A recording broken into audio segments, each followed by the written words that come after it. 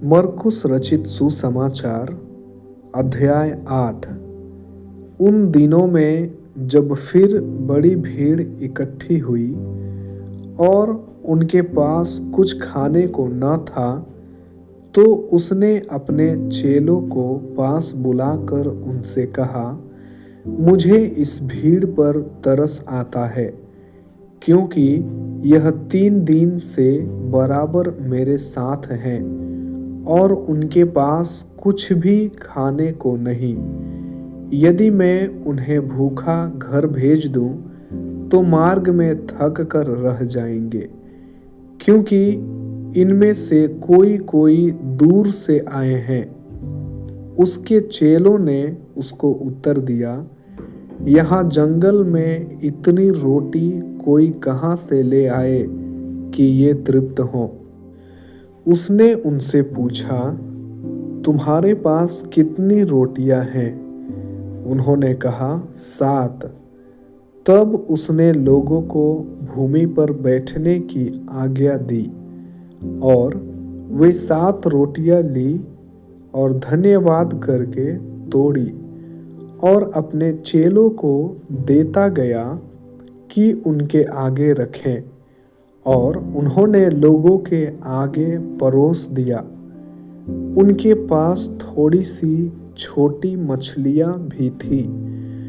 उसने धन्यवाद करके उन्हें भी लोगों के आगे रखने की आज्ञा दी।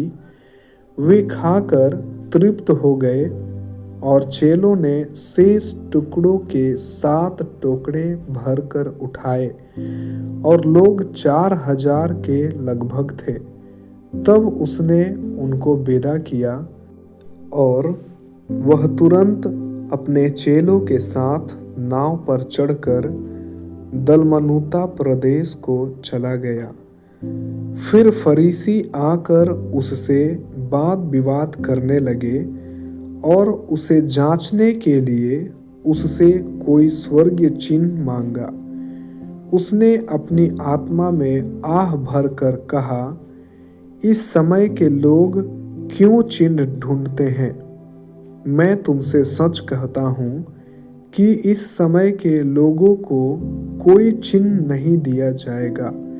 और वह उन्हें छोड़कर फिर नाव पर चढ़ गया और पार चला गया। चेले रोटी लेना भूल गए थे और नाव में उनके पास एक ही रोटी थी। उसने उन्हें चिताया, देखो, फरीसियों के खमीर और हेरोदेस के खमीर से चौकस रहो। वे आपस में विचार करके कहने लगे, हमारे पास रोटी नहीं है। यह जानकर यीशु ने उनसे कहा, तुम क्यों आपस में यह विचार कर रहे हो कि हमारे पास रोटी नहीं? क्या अब तक नहीं जानते और नहीं समझते? क्या तुम्हारा मन कठोर हो गया है?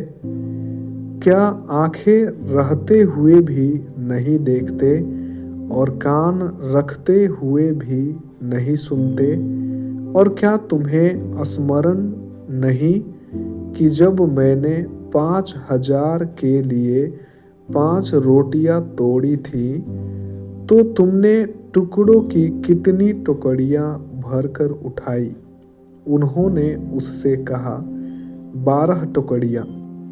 और जब 4000 के लिए 7 रोटियां थी, तो तुमने टुकड़ों के कितने टुकड़े भरकर उठाए थे?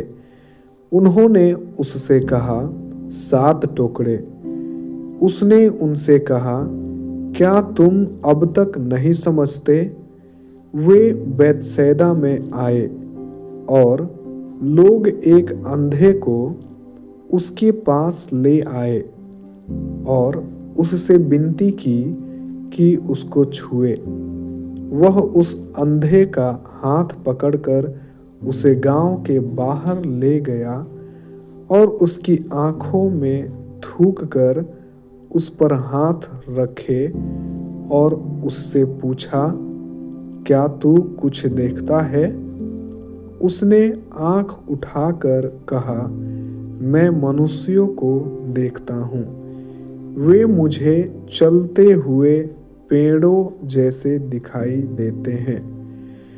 तब उसने दोबारा उसकी आँखों पर हाथ रखे और अंधे ने ध्यान से देखा, वह चंगा हो गया और सब कुछ साफ साफ देखने लगा। उसने उसे यह कहकर घर भेजा, इस गांव के भीतर पांव भी न रखना।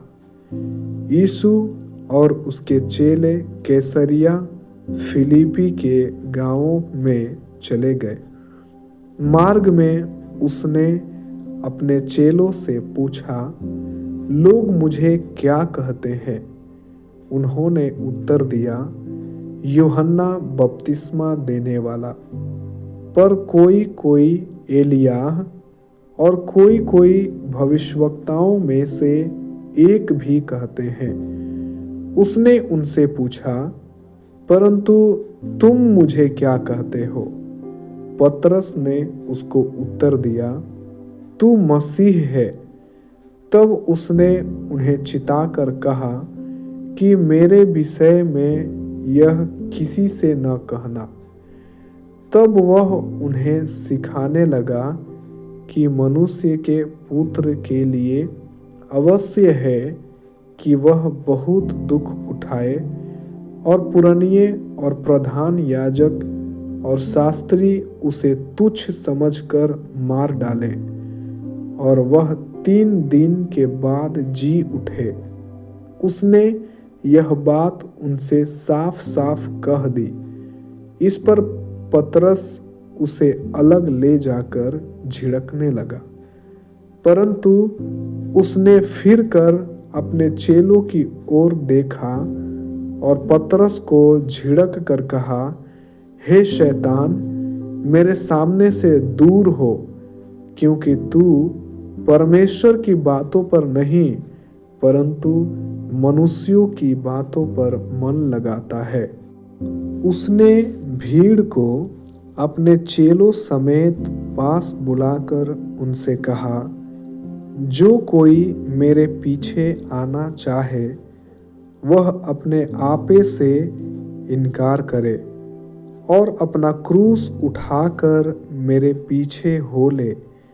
क्योंकि जो कोई अपना प्राण बचाना चाहे वह उसे खोएगा, पर जो कोई मेरे और सुसमाचार के लिए अपना प्राण खोएगा वह उसे बचाएगा।